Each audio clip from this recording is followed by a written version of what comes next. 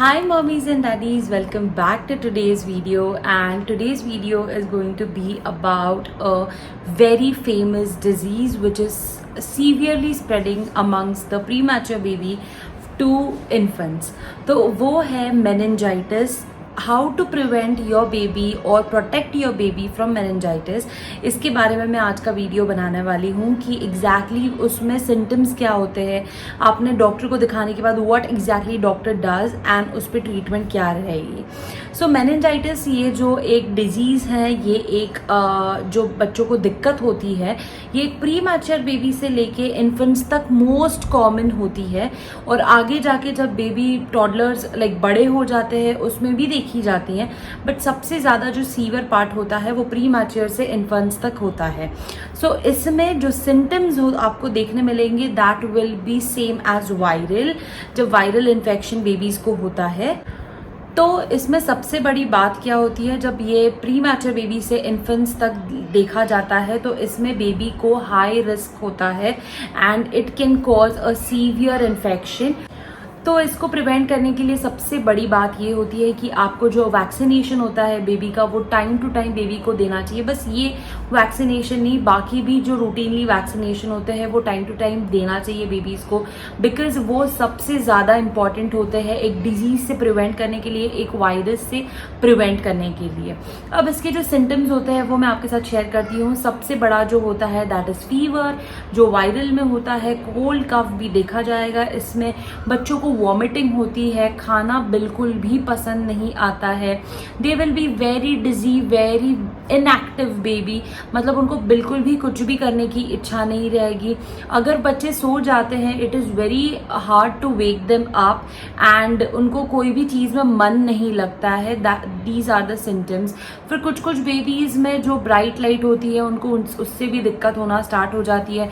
They get very very very cranky amongst themselves और बहुत ज़्यादा रोते हैं बच्चे बिकॉज उनको अंदर से बहुत ज़्यादा तकलीफ होती रहती है. बहुत से बेबीज़ को हेडेक भी होता है एंड नेक स्टिफनेस भी होता है. तो इससे हेडेक से क्या होता है, बड़ों को ही कभी कभी हेडेक होता है तो पता नहीं चलता है कि एग्जैक्टली हेडेक हो रहा है, इसलिए बच्चे बड़े भी बहुत ज़्यादा इरिटेट हो जाते हैं.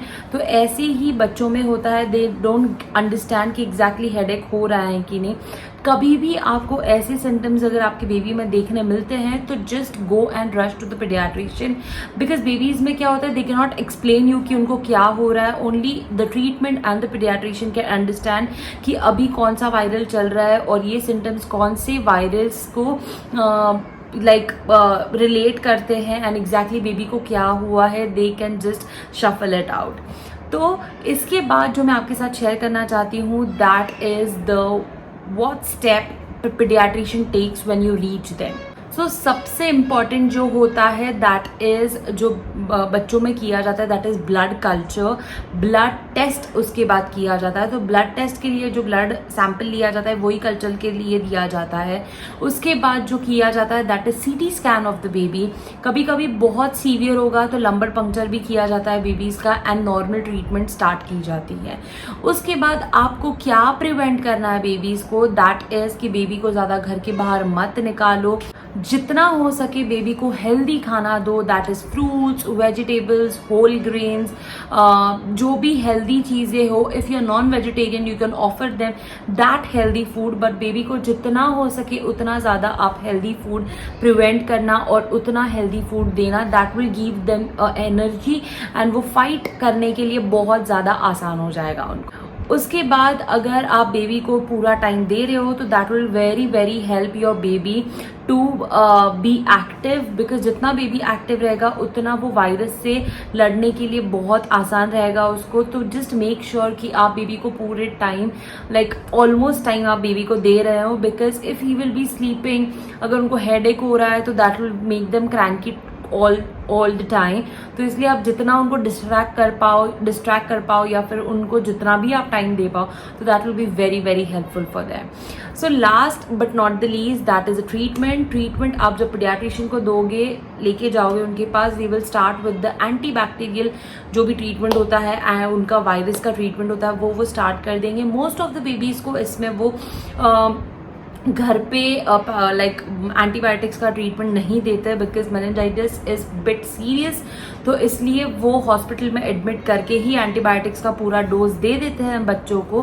तो that is a thing, and उनको उनके तरीके से वो पूरा ट्रीटमेंट करके अपने बेबी को क्योर कर देते हैं. Just mommies a tip last में कि बहुत से पेरेंट्स ऐसे होते हैं कि होम रेमेडीज के लिए लाइक जैसे कोल्ड कफ है, फीवर है, तो हम होम रेमेडीज पे भी बेबी को क्योर कर सकते हैं. They just keep on fighting with that. So please parents, आजकल ऐसा हो गया है कि ब्रोज का एक नया वायरस आने लग गया है and which can cause a severe pain in your kid. तो इसलिए आप बिल्कुल भी होम रेमेडीज पे डिपेंड मत रहना.